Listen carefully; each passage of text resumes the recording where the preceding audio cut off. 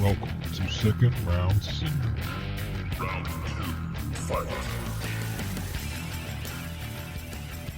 Welcome on into Second Round Syndrome, your talk for the Philadelphia 76ers and the NBA. I am your host, DJ Sports Zone. With me is my co-host, Hav Harris. The Philadelphia 76ers are 9-6, 6th place in the Eastern Conference. We're on episode 3 of our podcast. Before we get started, I want to say thank you so much for listening to the first 2 episodes. It's been a lot of fun. We're trying to get these episodes out weekly, so make sure to check us out. We're on Apple, Spotify, YouTube, all of our platforms. Since our last episode, the Sixers played 3 games. They had a late game win against the Los Angeles Clippers. They got their butts kicked against the Toronto Raptors, and then they had an awesome overtime win against the Milwaukee Bucks. Tyrese Maxey is a superstar. 54 points, 18 of 30 from the field, 6 of 15 from 3. Free throw merchant, totally, by the way. Just kidding. 12 of 14 from the free throw line. On top of that, by the way, 5 rebounds, 9 assists, 3 steals, 3 blocks, and at the same time, this dude played 46 minutes. Tyrese Maxey is insane. Hob, what is going on with Tyrese Maxey? Yeah, I mean, what else can you say? Tyrese Maxey's playing unbelievably well. The team's rallying around him, and he's a lot of the reason that we're winning any games at all at this point. Yeah, Tyrese Maxey, I never expected him to play at this level. He just keeps getting better every single year. I mean, this dude started off as a backup point guard for Ben Simmons, and the Sixers, when Ben Simmons was holding out, was expecting Maxey to fill that role that Ben Simmons had, which didn't make any sense because they are totally 2 different players. This dude has accepted that it is his team now. He is willing to put this team on his back. He is willing to play hero ball whenever he has to. The issue right now is that the Sixers don't have any help for Tyrese Maxey. VJ Edgecombe, he's been struggling. Joel Embiid has been out for the last several games. Kelly Oubre, he's out for the next 2 weeks with an LCL sprain. Paul George, though, surprisingly, is back. Not only is he back, he's played really well. In that Milwaukee game, he had 21 points, by the way. And even in that first game when he only had 9, he was playing elite defense. The dude looks like he can actually move again. Paul George is playing the role that the Sixers signed up for. They didn't expect Paul George to average 30-plus points per game at his age. Paul George is expected to play great defense and make his open shots. In that first quarter against the Bucks, he had 11 points. He didn't waste any time. He wants to play. I know in the past year, we saw what he was doing on the podcast, and we were assuming we just paid a podcaster to sometimes play basketball. And I think he saw those comments last year, which is why he took a step away from doing the podcast. This season, he clearly wants to get back on the court and show everybody who Paul George is. And I think he's doing that. And if he keeps playing this role, I think the Sixers have a chance. Now, granted, that is if Joel Embiid does come back, because I want to read this quote from Nick Nurse. Nick Nurse said, quote, "I think we're trying to take the best care we can of him and get him out there. I know this has been a long process. I think it will be soon. But just keep doing the right things. Keep listening to what the doctors tell us." Now, I think it's good that they're trying to listen to what the medical staff has to say. You don't want to risk a major, when I say major injury, even bigger than what it's already been. You don't want him tearing anything and being out for a season or multiple seasons. Multiple seasons, because if that happens at this point, I think he should medically retire. And I'm fully serious. If something like that does happen, I think it's over, and they need to find a way to get out of that contract. Because his 3-year, $193 million contract extension doesn't kick in until next season. But I feel like the quote where he says, "I think it will be soon," he's been saying that forever. And that's the issue, is there's no clear timetable. What does soon mean? Because can Tyrese Maxey carry this team on his back for as long as Embiid is out? Now, he could do that for a game. He could do that for a couple of games. But, Hav, I want you to guess right now, the top 5 players in the NBA right now who are leading the league in minutes. And this could be Sixers, this could be anybody else in the league. Who do you think are the 5 players? And if you want to try to guess the order, you can. Just give me the 5 players and I'll tell you the order. I think Maxey has to be up there just because we're running him to the ground. Where do you think Maxey is? He's probably right up there with SGA and Jokic, maybe 2? He's actually number 1. Wow. And let me tell you, SGA and Jokic, they're not on this list. Cade? Cade Cunningham is the first one off the list. He's number 6. Cade Cunningham is averaging 36.4 minutes per game. And by the way, Maxey's averaging 40.7 right now. 40 minutes a game. Oh, and this is according to the NBA's website. Luka? Luka is number 4. He's averaging 36.8 minutes per game. Makes sense. And I feel like the next 3 that you're missing, I don't know if you'd guess these right away. 2 of these players are actually on the same team, and all 3 of these players are on contending teams right now. Thinking of like a Donovan Mitchell. I'm thinking of... I don't think the old guys like Kevin Durant and Steph Curry would get that many minutes. I'm trying to think of who are like Ant Edwards. So at number 5, Amen Thompson, who's averaging right now 36.4 minutes per game. Makes sense. He kind of does everything for Houston. Right, we said number 4 is Luka. Number 3 is actually on the same team as number 5. Is that Şengün? Şengün, who's averaging 36.9. Number 2 is the craziest part. VJ Edgecombe at 37.3 minutes per game. What? And then obviously... So VJ Edgecombe is second in the whole NBA in minutes played per game? Yes. So that's the insane part. How sustainable is that? That's the problem, is the 2 primary scorers for the Sixers are leading the league in minutes. And obviously, as we just said earlier in the show, those minutes have to go elsewhere. But is that sustainable? Now, they are 2 young players, right? That's at least the benefit. But depth is super important. You said SGA earlier. SGA is still averaging over 30 points per game and is still at an MVP level. But he has so much help.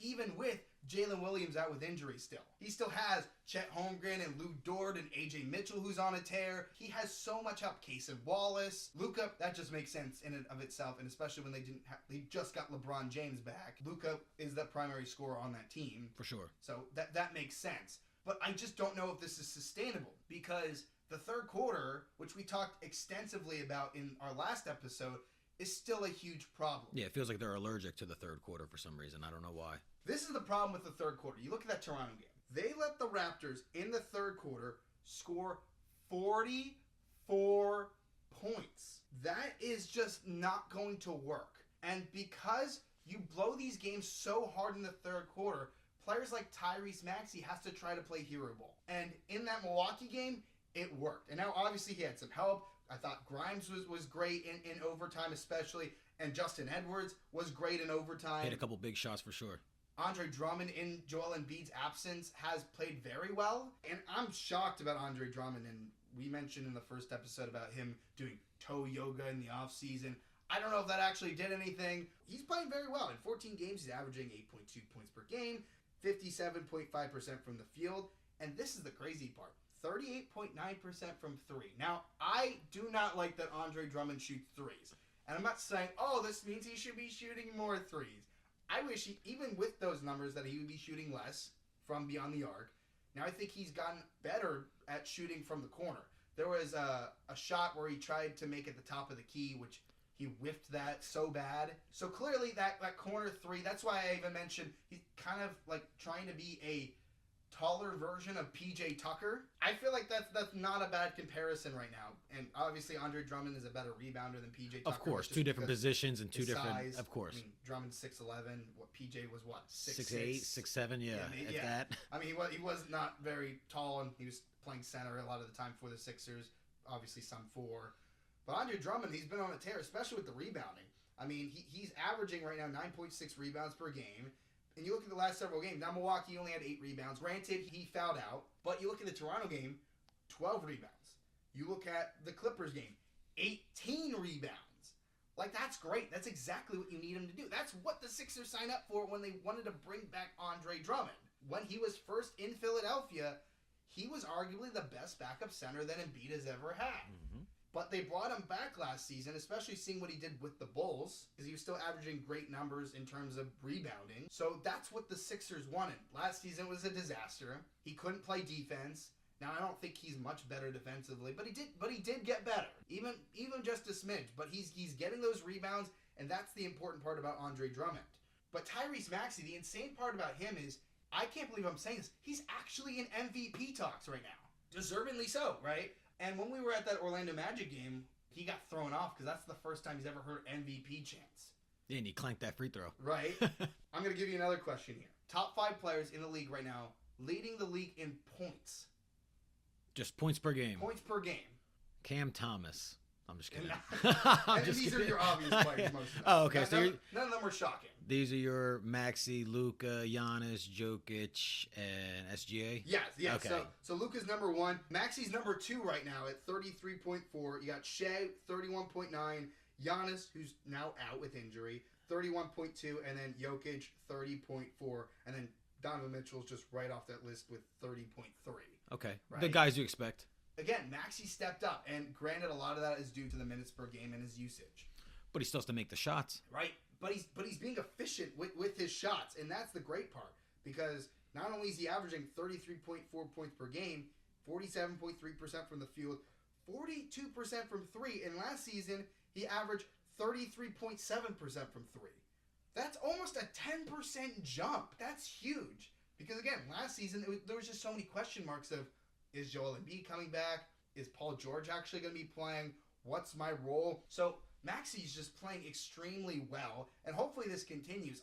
I'm so afraid with how the league is now, and we're seeing so many injuries occur. Like we just mentioned, Giannis, who's out, and when the Sixers played against the Milwaukee Bucks, they had to rely on Ryan Rollins, who's just having an incredible season, by the way, even with Giannis. But there's so many injuries going on in the league right now that I am so afraid. Just as a fan and somebody who loves watching Tyrese Maxey, he's one of my favorite players to watch right now. I'm so afraid that something could potentially happen with the amount he's being used. I think that means that other players have to step up, like Jared McCain's now back. He spent some time with the Delaware Bluecoats in the G League.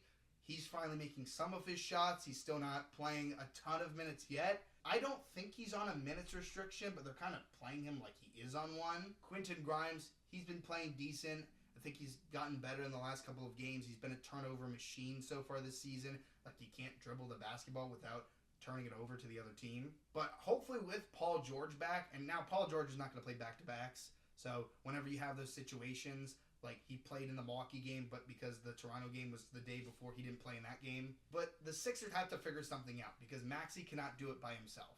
Do you think that falls on the responsibility of Nick Nurse to manage those minutes and to kind of adjust the rotations accordingly? Yeah, I think Nick Nurse has to trust his roster more. Now, get the ball to the hot hand. I'm not complaining about that. Get the ball to Maxey. If he's making 54 points, keep giving it to him. Oh, yeah, when he's on the court, we want him to get the ball and we want it to run through him. But more so, are we depending on Nick Nurse to actually remove him from the floor and maybe get his minutes down closer in the high 30s than playing 40 to 42 a night? I'm just not sure right now. Is Nick Nurse drawing up plays for these other players? I'm convinced he's making plays for Maxey. I'm very convinced of that. And I'm sure he's trying to get other players involved. I'm sure he is drawing up some plays for Quentin Grimes. But is he drawing up a play to get Jared McCain involved? No, I think he's just kind of throwing McCain out there and saying, good luck. Go play basketball. Fit in the best way you can. And I think he's doing great as a playmaker, getting the ball to Maxey, to Grimes. But you need to get him involved in the offense. Because if you have Jared McCain playing at the level he did last season before he went down, that's only going to help your team. And that takes the load off of Maxey. You look at the Nuggets, for example. What's the reason why they brought in Jonas Valanciunas? To take the load off of Nikola Jokic. That's the exact reason why they did that. And that's the reason why Denver's playing so well right now, is because Jokic could take a little bit of a break. Is it going to be much? No. Is Valanciunas going to be playing 20 minutes per game? No. But you're able to rest Jokic more because you don't have to rely on DeAndre Jordan to back him up. This is a guard-heavy roster. You have Maxey, you have Grimes, McCain, you have Edgecombe, you have Paul George who can play guard, you have Oubre who can play the guard, you have Eric Gordon, you have Kyle Lowry. Again, I don't Kyle. I don't really count Kyle Lowry, but he's still on the roster, so you still do have him that you could potentially use. But it's so guard-heavy that you would think the load wouldn't all be on Tyrese Maxey, but I don't know if Nick Nurse can rely on anybody else. I think that's his problem, is it's working with Maxey, we're going to keep doing it. If it ain't broke, keep doing it. He's not going to fix that. And that's what I'm worried about. Nick Nurse is stubborn. Remember, he kept playing Lowry, Gordon, and Reggie Jackson over these younger players. He was stubborn. It took until the Sixers were 3-13 for him to start finally making some changes. Very small changes. None that I thought were super effective, but it took that long before he started seeing there was an issue. And you could see that when you were watching these players in the court. Now, this season is a lot different. I think it's more of a positive thing that we're seeing from this team. They're actually winning games. They're 9-6. Right now, they're just out of the play-in. Now, granted, most of the teams in the East right now are very close in record unless you're Detroit, right? They're very far ahead. They're a phenomenal team. But if anybody goes on a losing streak, like we were talking high about the Chicago Bulls in episode 1, they've been playing great recently. I think they've won 3 of their last 4 games, but they were on a 5-game losing streak right before that. And a lot of that was Josh Giddey was out, but he's back. They just got Kobe White back, so that's why they're playing a lot better recently. And even Vucevic has had a couple great games for them. But the Sixers, if they can't figure this out and more injuries happen, right? Because having Embiid is a big loss. Kelly Oubre's had a great year so far. Him being out for 2 weeks, that's a problem. Adem Bona's been out the last several games. He's not playing that Miami game. He's been one of the best shot blockers in the game. And that's the great part about what the Sixers have had with their center depth is when you have Embiid on the court, then you can spread minutes between Andre Drummond and Adem Bona. But now you don't have that, and you have to rely on all your minutes with Drummond. And they're not playing Janai Broome, by the way. I don't know if they should. I think they should maybe give him a couple of minutes just to see what he can do. But I think Nick Nurse doesn't want to risk it. And I can kind of see that just because he is a second-round pick. You don't know what you're going to get from him. And he's not a good shooter at all. I think he's actually a pretty decent playmaker, which is cool. So maybe you can give him some runway and see what you can get from Janai Broome. But with all the injuries, it's just a problem. Now, VJ, hopefully it's just a game. You know, I don't think he's missed a game so far this year. No, you mentioned it was his calf, I believe? Yeah. Okay. So I think that's just a short term. Let's rest him for a game. I know they're playing a couple games this week. I know they play again on Tuesday. They have an NBA Cup game against the Orlando Magic. And then they don't play again until Friday, if I'm correct? Yeah, they have that Black Friday matchup at Brooklyn, 7:30, and then they end the weekend and end November with Atlanta at home. Right, which, you know, those teams, I don't think most of those teams are going to be a problem because they're all dealing with injuries. I mean, Orlando hasn't had Paulo Banchero for the last several games. I mean, Franz Wagner has been playing very well. Mm-hmm. Desmond Bane has had a rough start to the season. Very rough, yeah. Which I'm shocked about. I thought he would be a perfect fit. I still think he can be a great fit once they get everyone healthy again. Yeah, I think he's just getting acclimated to a new team, new system, new guys. Right. Brooklyn, I'm not worried about it at all. They're trying to tank. But, I mean, Cam Thomas has been out. Michael Porter Jr. has been actually really solid. Very serviceable, yeah. Which I think is good because maybe they can even move They're him trying at to the flip him. deadline. You're thinking what I'm thinking. I think the only reason why people wouldn't want to trade for him is because of the contract. That's the only real reason because he is on a max. But maybe a team that really can't afford to get another free agent, they're willing to take that on in a trade. A smaller market team, I would assume. And if you're missing that one piece, I think that can help you. I like that. If you think that he's the final piece to get you over the hump, I can see that. He is a champion. He did win with the Nuggets. 100%. Right? So maybe that is something that they look at doing. I mean, Brooklyn sold most of the roster anyways. Why would they want to stick with him when they can continue to tank and try to get a good draft pick? And then the Hawks, they haven't had Trae Young. Now, granted, they've actually been playing very well. I thought they played better as with Jalen Johnson being their main guy and facilitator. Actually, I mean, their roster's great. I mean, we don't even talk about Dyson Daniels, Risa Shea. I was gonna say the first pick last year. Nobody even mentions him. Yeah, no, it's like a forgotten draft. We talk about maybe a couple players from that draft class, like McCain, for example, but we don't really talk about the first several picks, like Risa Shea, Sarr, Shepard. Yeah, it's crazy to see how great they've been playing. And does that mean they're going to want to hold on to Trae Young? Because I know they didn't sign an extension with him. Does Atlanta try to ship Trae Young off and try to build with the roster they have? There's just so many moves that could possibly happen at the deadline. Like, one of the topics that has popped up over the last couple of days has been LaMelo Ball with the Charlotte Hornets.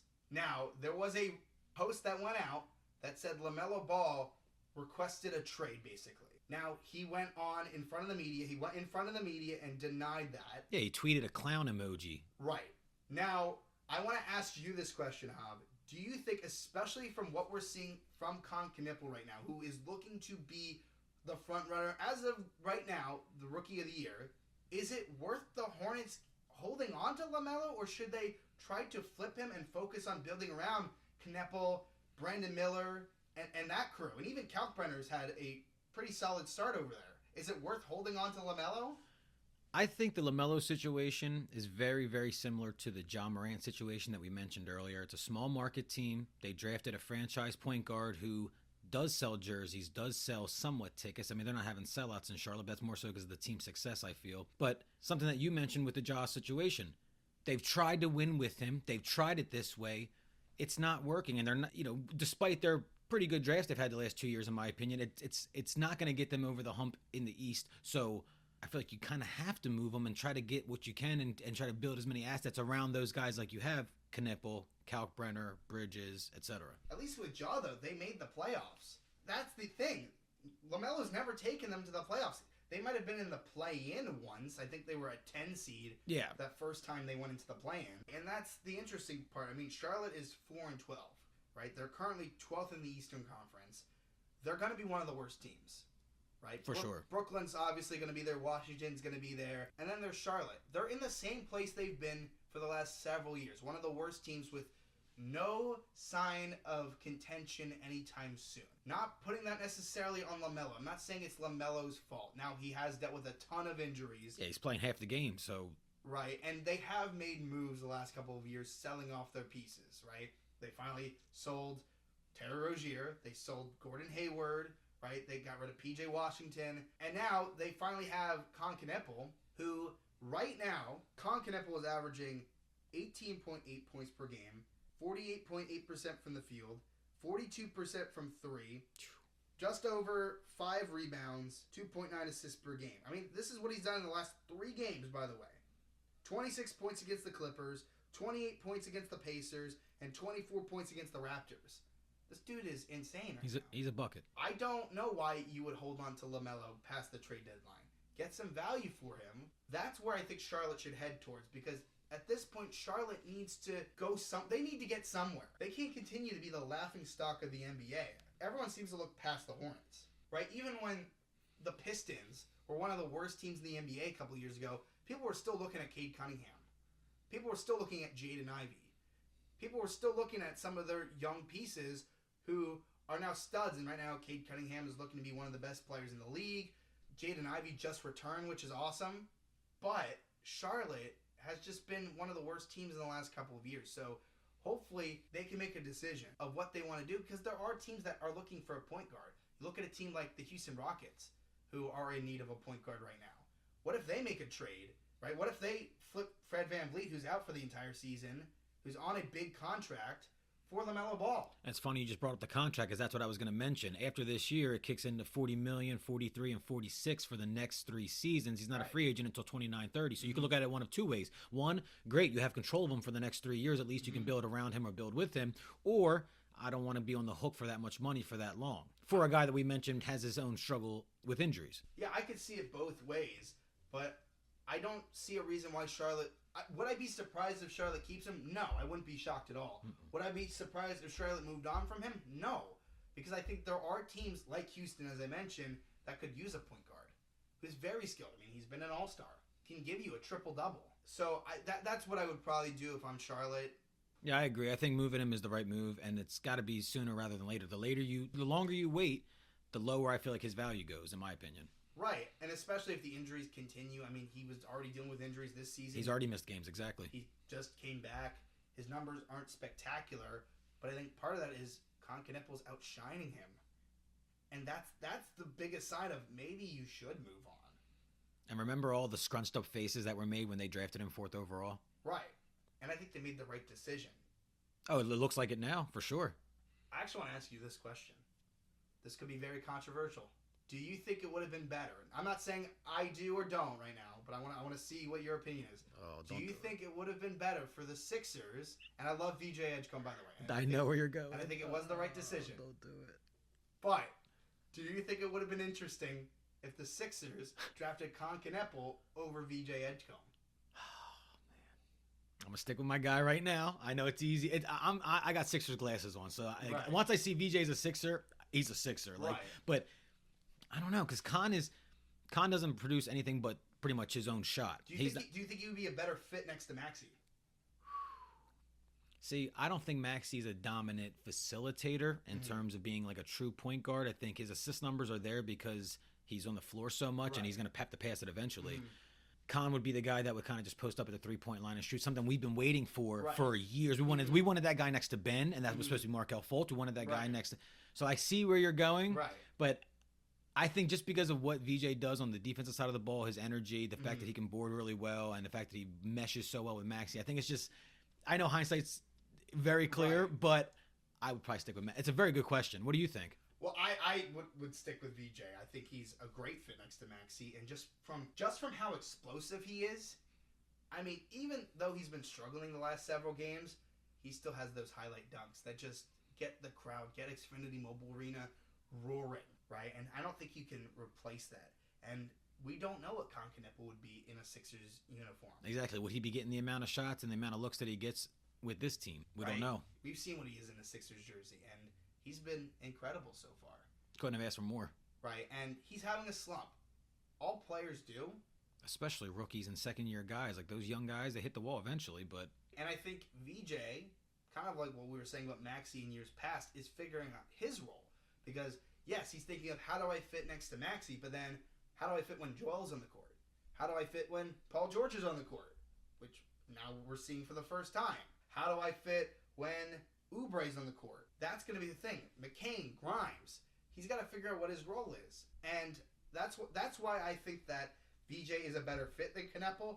But it's an interesting question because both are having incredible years so far, right? This is why this draft class is so amazing because you have guys like Cooper Flagg and you have VJ Edgecombe and Canepa. And we'll see what Dylan Harper is when he returns from injury. He had a decent start before he went out. And isn't it funny that the debate before the draft was VJ Edgecombe or Ace Bailey, and now it's VJ Edgecombe or Canepa? Yeah, Ace Bailey, again, I think it was the right decision. Ace has had a couple of decent games with the Jazz, but the Jazz are just so inconsistent. I mean, Lauri Markkanen's been incredible over there, but... You think he gets moved soon? He needs to. It's kind of a similar situation where you're not going to win with them.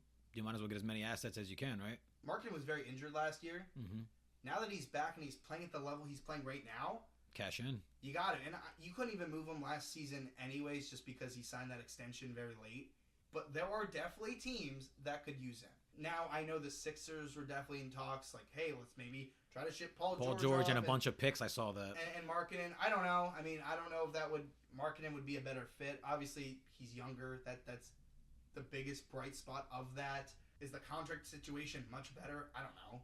I feel like it's kind of the same thing. Yeah, they're both big money deals. And if Markkanen comes here and stinks up the joint, then you have another big contract that you're stuck with. Or you're going to have another injured player like we mentioned because he's dealt with not as many injuries as a Paul George or an Embiid, but he still has had his fair share. Right, and he's finally become a great player when he joined the Jazz. Nobody was talking about Lauri Markkanen. Oh, when he was with Cleveland? No. Cleveland or Chicago. Yeah, no. Right? So we don't know. I know Golden State was in talks for Markkanen last season before they got Jimmy. So I feel like there's going to be a bunch of players that have moved around. Speaking of a move that's going to happen this offseason, this player's actually not going anywhere except for out of the league. Chris Paul, in his 21st season, has finally announced his retirement. I saw that. Which I think is a good move for Chris Paul. With everything he's done in this league, he deserves to make his own decision. Now, I know in the offseason, there were talks about it, and it looked like this was most likely going to be his final season. You know, the only reason why he wanted to come back to the Clippers was to be close to his family, which is... He's earned that. Yeah, it makes sense. Yeah. But he hasn't played well. I mean, again, his age is clearly showing. The Clippers have been a disgrace, except for James Harden. Oh, yeah. And we'll speak about James Harden in a second. I mean, Chris Paul is going to be missed, by the way.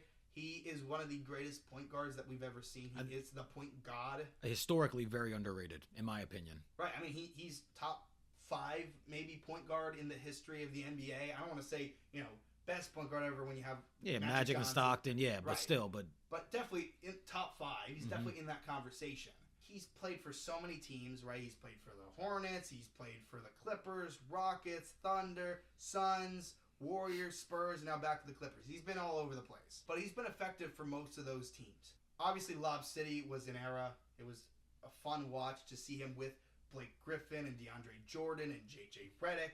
That was a great team just to watch. Now, they never got past the second round, but they were entertaining.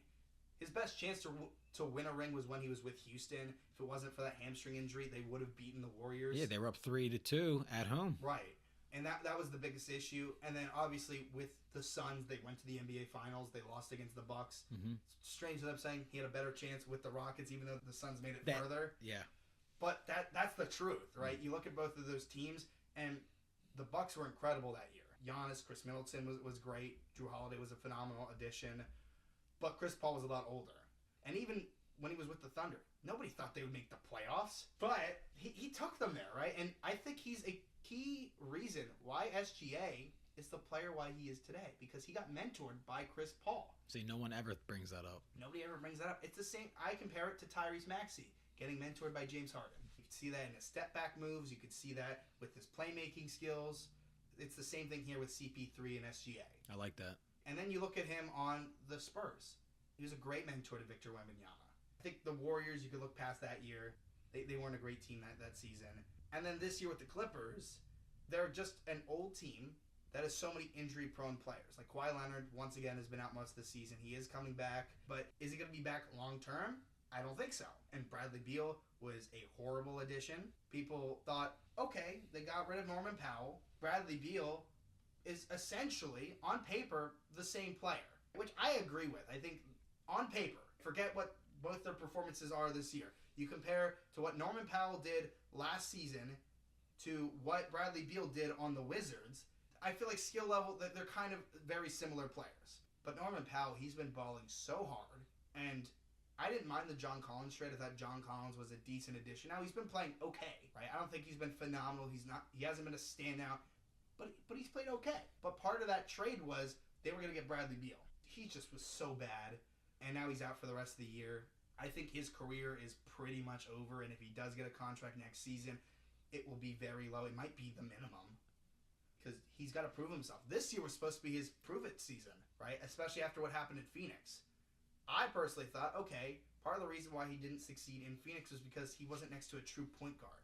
Devin Booker is not a true point guard. He can handle the ball. Kevin Durant can handle the ball, obviously, but they're not facilitators. He worked very well, Bradley Beal, when he was next to John Wall, who obviously was one of the most athletic players in the league at the time, but he was not a dominant scorer, right? He was not averaging 25 points per game, but he was able to work very well with Beal, even when they had Russell Westbrook that one year. Russell Westbrook was, I feel like when we look at Russ, we don't bring up his Wizards year that often, which arguably is one of his better seasons. Years, yeah. Well, when you look at just after he left OKC, right, when Russ was on the Rockets, obviously the Lakers, the Clippers, the Nuggets, and now the Kings, his best year since leaving Oklahoma City was with the Wizards.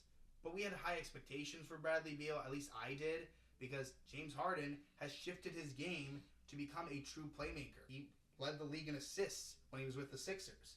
I think he is a huge reason as to why Joel Embiid won that MVP, because Embiid was leading the league in points. Why was he leading the league in points? Because he had James Harden that could get him the ball. And James Harden this season, he is back to vintage Harden. Yeah, you mentioned he set a Clippers franchise record with points, right? How much was it? It was 55 points. Wow. Yeah, and I think of that 55, I think they said that 27 of it was in the first quarter. Just wild rates. This is what James Harden did. 17 of 26 from the field, 10 of 16 from 3. And by the way, on top of that, he had 7 assists. So he still was moving the ball around. Yeah, he wasn't. And that's what he was doing in Houston, right? Even when he was next to Russell Westbrook, right? But he was that dominant scorer who was averaging 55 points per game on a nightly basis. So it's great to see what Harden's doing. Now, the Clippers are a heaping pile of garbage right now. They're 5-11 right now. They're 12th in the Western Conference. Man. They don't even have their pick. The good thing about the Clippers, there's only one bright spot, is all of their contracts are off the books after next season. Now, that's not great for Clippers fans this year, next year, but they have an opportunity to sign 1, 2, maybe even 3 really great players to their roster once Kawhi Leonard and James Harden are off their books. They don't have a great young player to build around right now. No.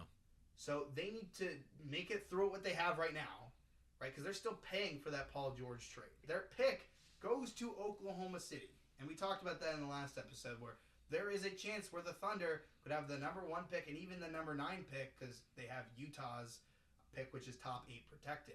So if it falls out of 8, if it becomes 9 or later, then the Thunder, they have that pick. So it's so crazy what's happening with the Clippers right now. By the way, if you're looking for more awesome content, you can find Sixers reactions and also even Eagles and NFL game reactions on the DJ Sports Zone socials.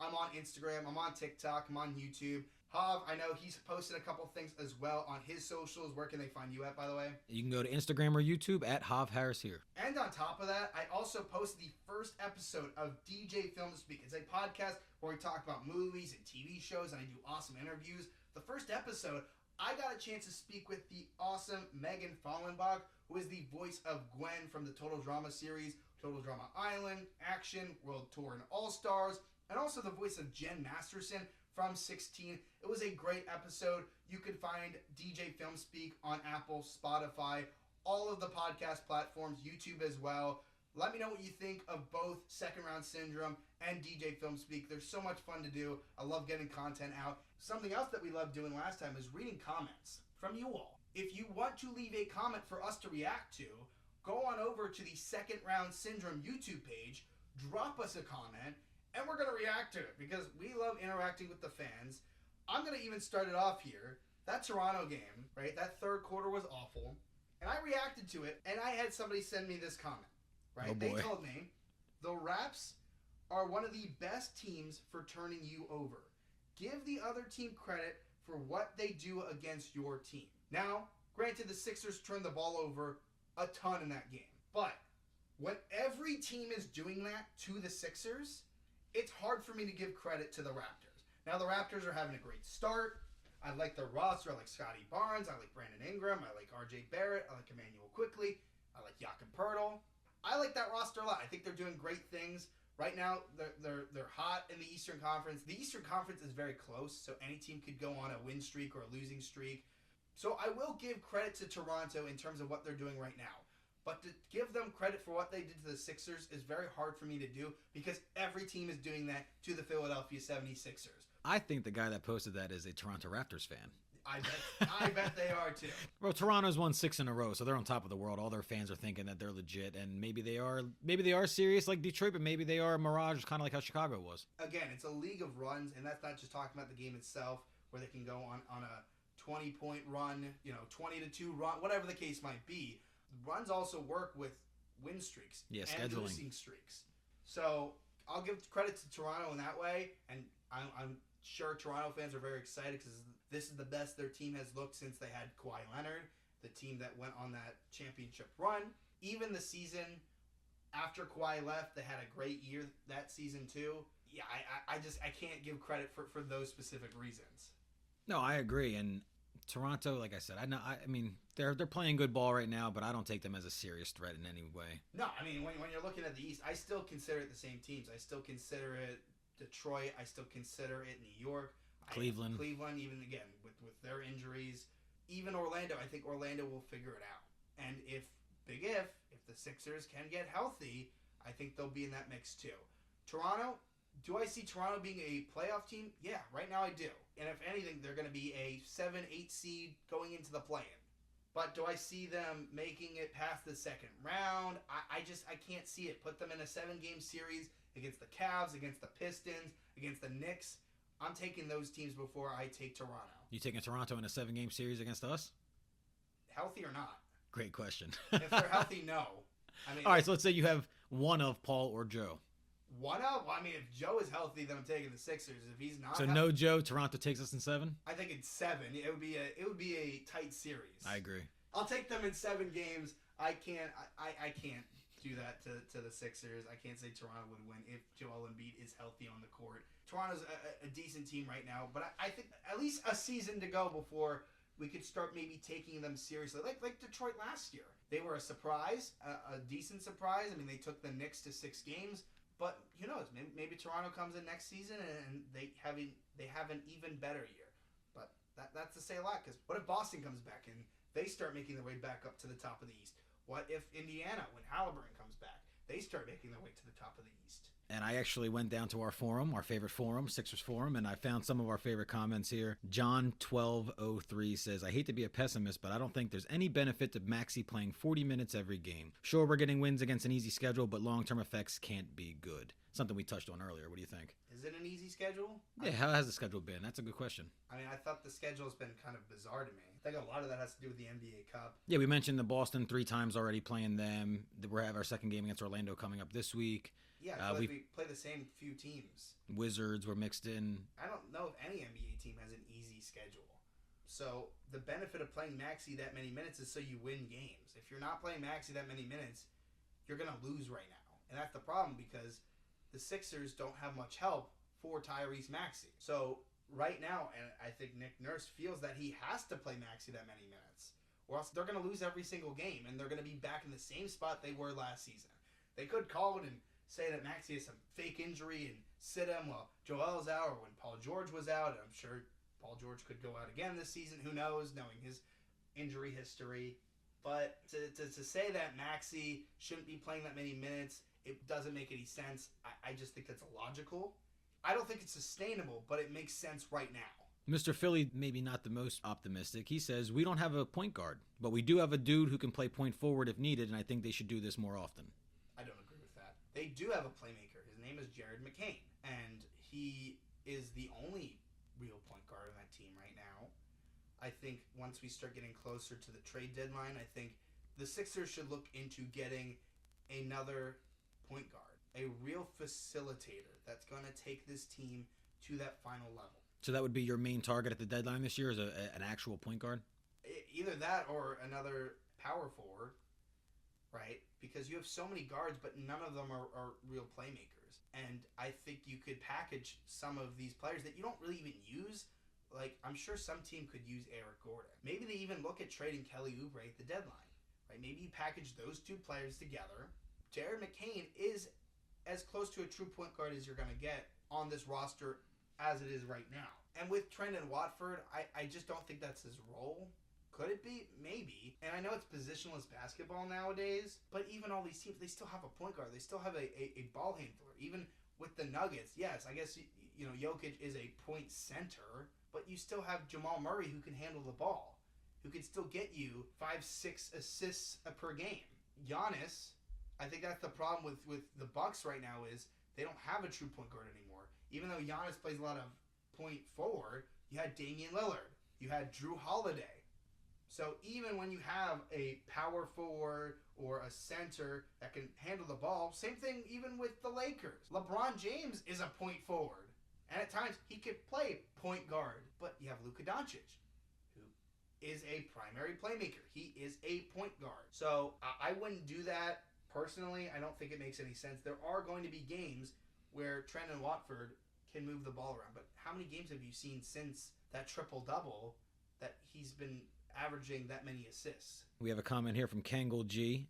VJ's going to have the same learning curve as Maxey. He's going to have to learn to let the game come to him. Picking and choosing when to be fast is going to be his challenge. Yeah, I think with the problem with VJ is he's not being aggressive all the time. I think he's afraid to be himself at moments, and that comes naturally when you're a rookie and you're next to all this talent. Like, when you're a rookie on a rebuilding team, you know it's you, and you don't have to be afraid. And especially most of the time, these top picks are on a rebuilding team that is not going anywhere anytime soon. So this is your time to really shine and show who you are. VJ Edgecombe has to figure out how to be dominant but not overshadow Maxey and Embiid, and even Paul George at times, right? Because Paul George technically is your third option. The fact that you could say that VJ Edgecombe is your number 4, or even maybe even 5 when you have Kelly Oubre in your team, like that's great, right? That shows how great this roster is. How great it can be if we're healthy. Yeah, right. How great it can be when we're healthy. But I think there are moments where VJ is too shy, and if he is aggressive, kind of like what Jared McCain was last year when all the injuries started to happen, I think VJ is going to shine very, very well. And arguably, Maxey and VJ can be one of the best backcourts in the entire NBA. Kind of like what we saw last season from Donovan Mitchell and Darius Garland. They were one of the best backcourts, right? This season, it's kind of looking like Austin Reeves and Luka are kind of becoming one of the scariest backcourts. I think Maxey and VJ can get to that level. That's my opinion about that. VJ can be very aggressive. He just chooses not to be. That will come, and hopefully that will go away. I like it. Joel Embiid's a topic of conversation like always. We have two different sides here. J Doggy Dog says, I don't think anything is wrong with Embiid's right knee. I think they're just saving him through the season. This is what I always say about Joel Embiid. He wants to play basketball. If he could be out there today, he would be out there. People underestimate Joel Embiid. They compare it to kind of like Kawhi Leonard, especially when he was on the Spurs and he was holding out. Part of that was due to injury, but part of that was he didn't want to be there anymore. Yeah, he didn't like the way that they were treating his rehab. They're not making up an injury here. Now, we don't know exactly how bad it is because, once again, they don't tell us the entire truth. They tell us just enough where maybe we shut up and move on. But a lot of Sixers fans like me, we continue to ask questions because we want to make sure that he's on the floor because they're not going anywhere without him. I don't think it's made up whatsoever. The fact that they said it's his other knee, his right knee, makes it even more concerning, right? If it was made up, why would they not just say, oh, it's left knee injury management or load management or whatever the case might be? Because they've done that. That's why they sit him in back-to-backs. He doesn't play in back-to-backs because of load management. This time it's different. Is it as bad as what it was with the left knee? I hope not. I'm sure the right knee is trying to compensate for everything that was happening with the left knee, and hopefully we can get him back soon. Nick Nurse said soon in that quote that I read. He always says that, so I don't know, but no, it's not made up whatsoever. Well, it's funny. I saved this one from T Dolce 1 for last. I love watching Joel play, but if he can't play by Christmas, he should seriously contemplate retiring and retaining the ability to walk into his 30s. This is what I said entering this season. If by the end of this season, it's a repeat of what we had last year, they need to figure out a way to get out of this contract. Either waive and stretch this contract like they did with Damian Lillard, like they did with Bradley Beal, or I think Embiid might have to consider medically retiring, which we've seen, not in recent memory, but it has happened in the league. Especially with big guys. Right, especially with big men. I mean, we saw that with Yao Ming, right? The injuries just kept piling up, and eventually he just retired out of nowhere. Embiid might have to do the same thing if it doesn't work this season. Because if it doesn't work this year, I don't think it's ever going to work. It doesn't get easier with his age. It's been nice seeing him. He's actually played very solid games this season, but we can't keep doing this roller coaster, right? We can't keep asking ourselves, who's on first, who's on second, who's on third. We have to know, is Joel Embiid going to play consistent basketball? And there will be times, even if he comes back, that they're going to sit him for periods of time. There are going to be cases where they sit him for periods of time. Is it going to be for a made-up injury? No. They will straight up tell us that it is precautionary. This is a little bit different. And if they can't figure it out this season, Daryl Morey has to get out of it, right? And he can admit, I don't know if he'll ever admit it, that he made a mistake with that extension. Because if he never signed that extension, Joel Embiid would be on an expiring deal that he could either look to move or be done with after the season. But because of this extension, now we're in this spot. And if Joel Embiid does medically retire, I think contractually that would be good for the Sixers because they could make moves with a medical retirement, which is good. But with trades, that's not going to happen. Waiving and stretching will not help. He'll be off the books at least, and they don't have to worry about it anymore. They'll still have to pay him over the next couple of years. They'll probably have to extend it to like 5 years. I believe that's what they're doing with Lillard and Beal. They're paying those contracts over the next 5 years in smaller increments on top of what Dame is making with Portland now, on top of the small amount that Beal's making with the Clippers. But it's definitely a concern. It's definitely something we have to look at, especially when we start getting to the All-Star break. I think that's a great time to evaluate. If we are in this place after the All-Star break, after the trade deadline, then they need to get out of it. Sixers fans can't do this anymore, and I don't know why the front office wants to do it anymore. But as long as there's a question mark, there is still a question mark of, can Joel Embiid be on the court consistently? And I think it could happen still, because we saw spurts of Embiid looking like himself again. Right? It wasn't like last year. Last year he couldn't move. It looked like he couldn't do anything. He couldn't play basketball last year. This year it's different, but it's a long season. So we have a lot of questions. Hopefully we get answers over the next couple of weeks. Hopefully we see him back sooner rather than later. But as of right now, I'm staying optimistic. I try not to be a pessimistic Sixers fan, but at the same time, I tell the truth. Embiid is still one of the greatest players in the league when he is healthy. This is the final season where we're going to get that answer. If Embiid is back consistently, then let's ride him out. Let's keep it going. But just because he's out for a couple games, I'm not throwing in the towel. But Maxey's been great. They're going to continue winning games with Maxey playing at this MVP caliber level. Hopefully VJ Edgecombe can get out of this slump that he's in right now because they need to get back into the playoffs. Sixers fans need that. Whether they make it past the second round or not, we want to watch playoff basketball. We don't want to be looking at tankathon, and we don't want to be looking at possible draft picks or anything like that. We want playoff Sixers basketball. We want the Xfinity Mobile Arena filled when the Sixers are in the first round of the playoffs. Right? I want to experience a parade.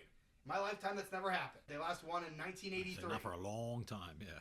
I mean, they went to the finals back in 2001. That's the last time they've been there.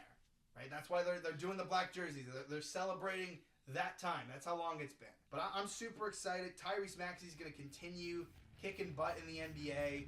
It's going to be so much fun to watch. Thank you all so much for listening to episode 3 of Second Round Syndrome. You can find the podcast on Apple, Spotify, Amazon, YouTube, iHeartRadio. We're all over the place. Find us, follow it, share it all over the place. I'm sure everybody would love to hear Second Round Syndrome. Find us on our socials. Links will be in the description. I will see you all next time. Go Sixers. 10-9-8.